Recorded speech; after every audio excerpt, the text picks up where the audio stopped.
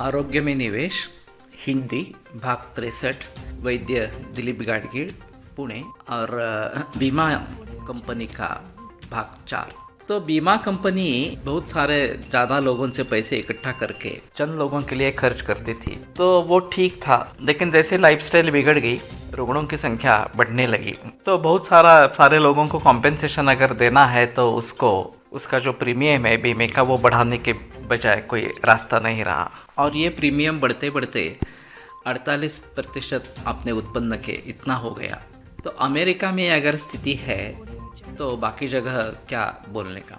तो Barack Obama ने इसमें कुछ अलग तरह से सोचा। उन्होंने एक ओबामा पैकेज करके पैकेज लाया। उसमें ऐसा था कि आप कितने लाख डॉलर इसमें निश्चित करना चाहते हैं, उसके अनुसार आपका प्रीमियम निश्चित हो जाएगा।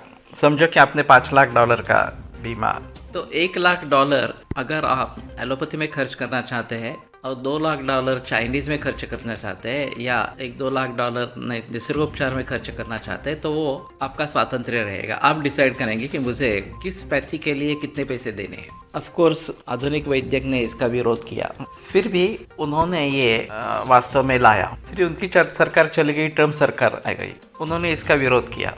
जनरली ऐसा होता है कि जब नई सरकार बनती है तो पहले सरकार ने जो भी निर्णय ले लिए है उनको कचरे की डिब्बे में डाल देते हैं और अपने तरीके से कुछ नया सुझाव देते हैं। फिर भी कुछ लोग ओबामा के पक्ष में थे, वो पूरी तरीके से वो भी नहीं हो पाया। अभी वो भी सरकार चले गई, जो बाइडेन की सरकार आ गई। फिलहाल क्या परिस्थिति है मुझे मालूम नहीं है इस पैकेज के बारे में, या उन्होंने कुछ नया पैकेज लाया है क्या इस प्रकार से। लेकिन हमारे यहाँ भी राजीव गांधी योजना थी कैंसर के बारे में, उसका नाम बदल कर महात्मा फुले योजना इस प्रकार की कर दी। मोदी के सरकार के बीच अटल पेंशन योजना ये शुरू हो गई। तो कहने का तात्पर्य अर्थ ये है कि जब जब इस प्रकार से शासन में परिवर्तन आता है तो नए तरीके से फिर पुरानी योजनाओं के बारे में भी सोचा जाता है और नई योजना भी लाई जाती है। अभी फ़िलहाल ये देखना है कि भारत में तो काफ़ी मात्रा में वैद्य है, होम्योपैथ है, बगैर एलोपैथी के भी। तो इसमें अगर व्यक्ति को स्वातंत्र्य होगा कि मैं आयुर्वेद में खर्च करूंगा, बीमा कंपनी मुझे उसके लिए पैसे दे दे, या होम्योपैथी में खर्च करूंगा, बीमा कंपनी मुझे उसके लिए पैसे दे दे, तो एक अलग बात इस प्रकार की बनेगी। अभी अभी कुछ कंपनियां आयुर्वेद को सपोर्ट करने लगी है।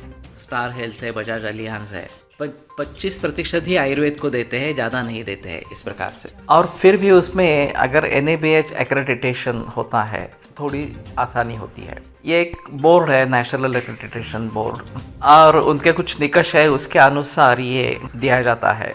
अस्पतालों को तो लेना ज़रूरी है, लेकिन प्राइवेट प्रैक्टिशनर्स भी ले सकते हैं। और फिर ये इस प्रकार से अगर आपके पास एक्रेडिटेशन है तो थोड़ी आसानी होती है। आपके पास कोई मरीज बीमा लेकर आता है, आरोग्य बीमा लेकर आता है, तो औषधि का ये बीमा कंपनी उसको सपोर्ट कर सकती है। एक मामला काफ़ी संगीन है, लेकिन मैं मानता हूँ कि व्यक्ति को स्वातंत्र्य होना चाहिए। मुझे किस पैथी में कितना खर्च करना है, ये बेहतर ऑप्शन इस प्रकार का है और उसी को आगे बढ़ाएंगे।